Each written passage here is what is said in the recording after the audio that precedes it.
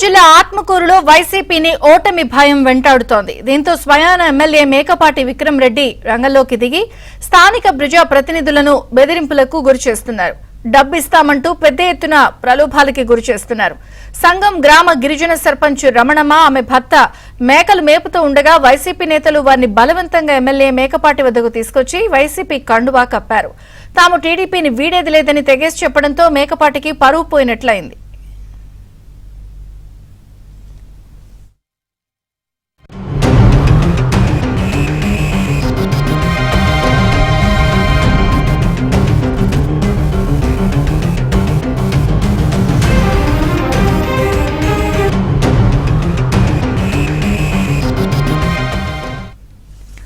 Anam Ramanarayana Reddy MLA అభ్యర్థిగా రంగంలోకి దిగాక ఆత్మకూరులో శరవేగంగా రాజకీయ సమీకరణాలు మారుతున్నాయి.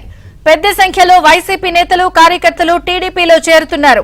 ఎంపీగా వేమిరెడ్డి ప్రభాకర్ రెడ్డిని, ఎమ్మెల్యేగా ఆనం రామనారాయణ రెడ్డిని గెలిపించుకుంటామని చెప్తున్నారు. దాంతో ఎమ్మెల్యే మేకపాటి కొత్తగా హై డ్రామాకి తెరతీశారు. తమ పార్టీలోని వారికి, తన అనుచరులకే మళ్లీ కండువాలు కప్పుతూ చేరికలంటూ అసత్య ప్రచారాలు సాగిస్తున్నారు. ఇప్పుడు ఆ ఫోటోలు సోషల్ మీడియాలో వైరల్ గా మారాయి.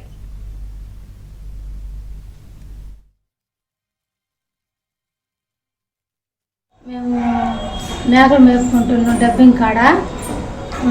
కొందరు వచ్చిన మమ్మల్ని పిలిచారు. మేము పోయాము. విక్రమరెడ్డి సార్ రమ్మంటానే పోయాము. పోయిన పాట మా వైసీపీలోకి జారండి అని అన్నారు. కండువా కప్పారు. డబ్బులు ఇస్తామన్నారు. నేను వద్దన్నాను. తెలుగుదేశంలోనే ఉంటాము.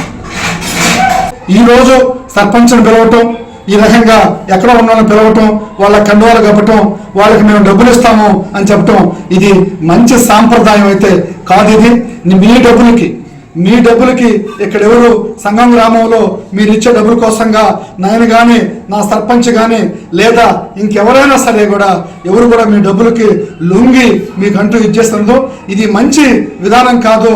ఎమ్మెల్యే గారిది తెలుసుకోవాల్సిందిగా ఈ సందర్భంగా కోరుతున్నాను.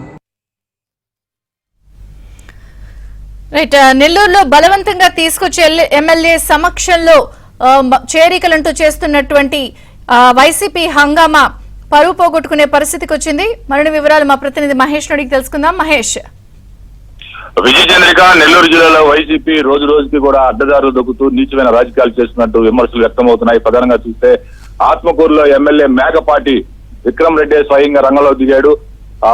ప్రజాప్రతినిధులు, స్థానిక సంస్థల ప్రజాప్రతినిధులు, నేతల్ని తీవ్ర స్థాయిలో బెదిరింపులకు గురి చేస్తున్నారు. వాళ్ళపైన దౌర్జన్యం చేస్తున్నారు. వైసీపీలో చేరాలంటూ ప్రతిరోజు కూడా బెదిరింపులు పాల్పడుతున్నటువంటి పరిస్థితి ఉంది. ఇక్కడ సంఘం గ్రామంలో గిరిజన మహిళ సర్పంచి రమణమ్మ, ఆమె భర్త ఇద్దరు కూడా మేకలు కాస్తూ ఉంటే వైసీపీ నేతలు వాళ్ళని బలవంతంగా ఎమ్మెల్యే దగ్గరకు తీసుకొచ్చారు. ఎమ్మెల్యే మేకపాటి వాళ్ళకి వైసీపీ కండువాలు కప్పారు.